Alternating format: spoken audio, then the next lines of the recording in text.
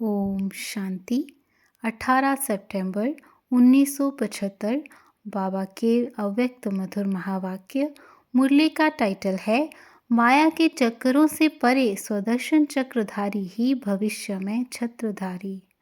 बाबा कहे, आज बाप दादा सब ब्राह्मण बच्चों के वर्तमान और भविष्य दोनों को देख हर्षित हो रहे हैं। हर एक स्वदर्शन चक्रधारी सो छत्रधारी हैं, वर्तमान चक्रधारी और भविष्य में छत्रधारी। चक्रधारी नहीं तो छत्रधारी भी नहीं। जिन बच्चों का इस संगम युग का यह थोड़ा सा अमूल्य समय निरंतर सदाकाल चक्र चलता है, अर्थात अविनाशी चक्रधारी हैं, वही आत्माएं सदाकाल छत्रधारी बन सकती हैं। चक्रधारी बनने वाली आत्मा सदा माया अधिकारी होगी। माया अधिकारी आत्माएं ही बाप के बेहद वर्षे की अधिकारी बनती हैं, अर्थात स्वदर्शन चक्रधारी सो छत्रधारी बनती हैं। सदैव चक्र और छत्र दिखाई देता है। चक्रधारी आत्मा की निशानी क्या दिखाई देगी? अपनी निशानी आप सबने देखी है। चक्रधारी अब भी लाइट के छत्रधारी दिखाई देंगे। चक्र की निशानी लाइट का चक्र दिखाई देगा। ऐसा चक्रधारी सदैव माया के अनेक प्रकार के चक्रों से मुक्त होगा।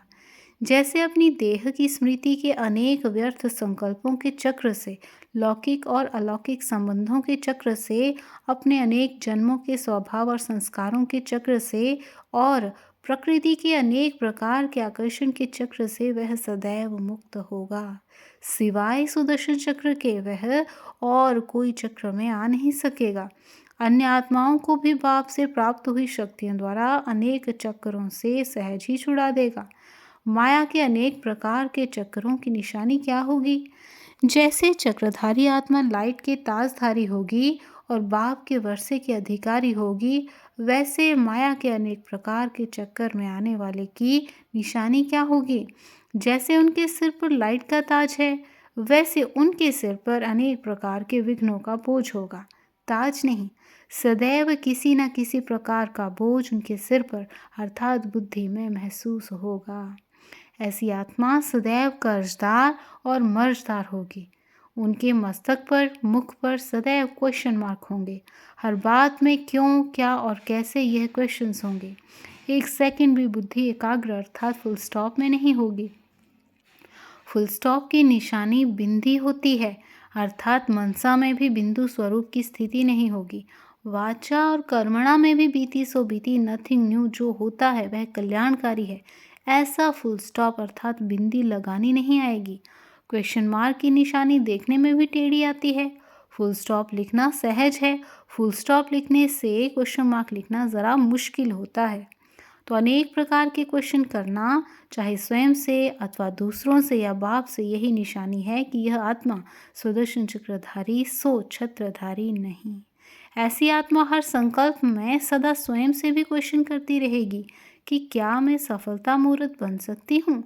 मैं सर्व के संपर्क में सफलता प्राप्त कर समीप आत्मा बनूंगी।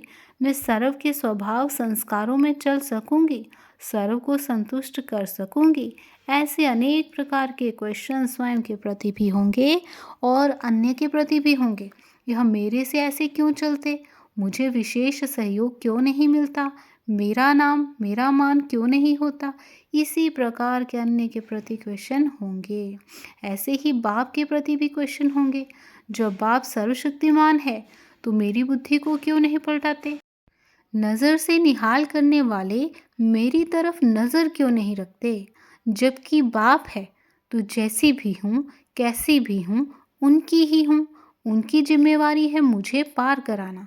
जब दाता है तो मैं जो चाहती हूँ वह क्यों नहीं देता? त्रिकालदर्शी है, मेरे तीनों कालों को जानता है, तो मुझे स्वयं ही अपनी शक्ति से श्रेष्ठ पद क्यों नहीं दिलाता? ऐसी मीठी मीठी शिकायतें बाप के आगे रखते हैं। एक तरफ जन्म जन्म का बोझ, दूसरी तरफ बाप के बच्चे होने के नाते बाप द्वारा प्राप्त हुए सर्व अधिकार का रिटर्न करने का फर्ज पालन ना करने के कारण, अर्थात अपना फर्ज ना पालन करने के कारण फर्ज के बजाय कर्ज बन जाता है। कर्ज का बोझ आत्मा की सर्व कमजोरियों के मर्ज के रूप ले लेता है। ऐसे डबल बोझ वाले सुदर्शन चक्रधारी कैसे बन सकेंगे? बाबा कहे, एक तो हैं चक्रधारी, दूसरी हैं बोझधारी। ऐसे बोझ वाली आत्माएं डबल लाइटधारी कैसे बनेंगी?